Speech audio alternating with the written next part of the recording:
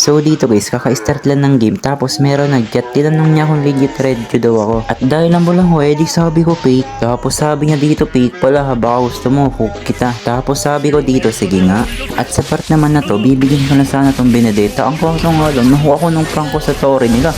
Tapos inulti niya ako dito sabay TP. Tapos ito yung sinabi niya sa akin, wala daw akong takas sa hook niya. Tingnan niyo naman dito guys, paano makakatakas? Sa dinadaanan ko pa lang, hinuhook niya agad ako. Tapos sabi pa niya, galingan mo naman parang di ka tiyugad. At kung makikita niyo guys, mabibigyan ko yung brody dito. Tapos after ko siya mabigyan, uuwi na lang sana ako dito. Pero ito yung ginawa sa akin ng prank ko. Tapos bigla siya nawala, saan napunta yun. At sa part naman na to, tingnan niyo, grabe, alam na alam kung saan ako dadaan. Grabe, ang lala mo boy. By the way guys, kung gusto nyo nga pala magkaroon ng epic skin, Starlight or Daya, sa i-comment nyo na ID nyo sa comment section at kailangan nakapollow kayo sa akin.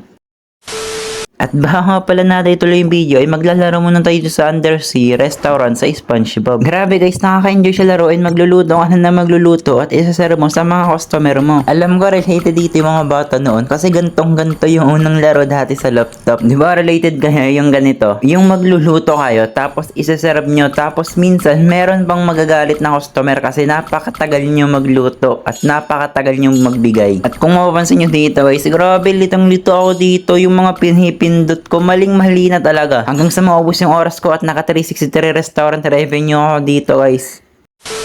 Mabalik tayo sa video guys. Dito naiwasan ko yung hook niya. Tapos eto yung nangyari, nasipa ko siya dito. Tapos napitas. After nun eto yung sinabi niya, nakachamba lang daw naman ako. Kaya sinabi ko, pumalya ata hook mo dun oh. Kaya ang ginawa ko dito guys, pinakitaan ko siya ng double dash freestyle. Tapos nung pagkapitas ko sa kanya, eto yung sinabi niya, feeling right to daw ako. Feeling right to pala. Kaya naman dito guys, pinakitaan ko siya ng walang katapos ng double dash. Siguro napapangal lang tong prank ko sa akin. By the way guys, gusto nyo ba ako makalaro? Ilagay nyo lang ID nyo sa comment section at kailangan nakapollow kayo sa akin. Salamat.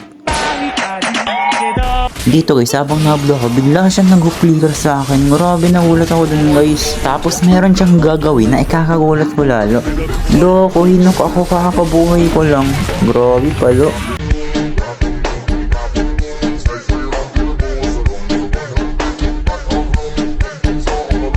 At dito guys, ulitin niya sana yung ginawa niya. I-hook niya sana ulit ako pero nailagan ko ito. Kaya ang nangyari, siya yung napitas ko. I-hook mo ba ako boy ha? At dahil spawn trapper ako, ipapatikim ko to sa'yo. Kaya sleep well.